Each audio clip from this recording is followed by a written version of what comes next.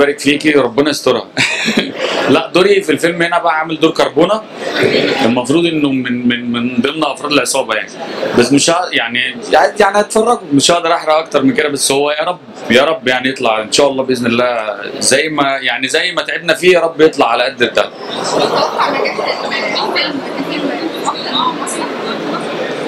بصي هو ده حاجه وده حاجه، ولا ده له طعم نجاح وده له طعم نجاح مختلف. اتمنى ان ده ينجح طبعا جدا يعني، لا عشان خاطر ايه، حلم اي ممثل اول ما بيبدا انه يشتغل مسرح يشتغل تلفزيون، بس السينما هي السحر، هي اللي هي كل حاجه يعني.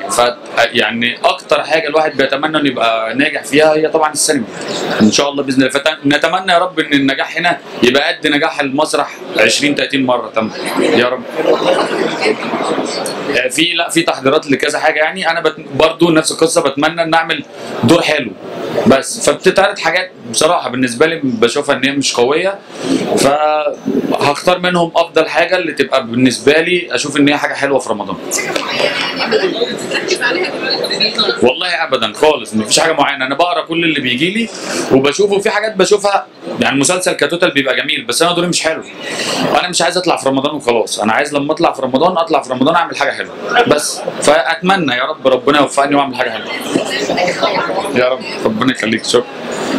ربنا يخليك، شكرا.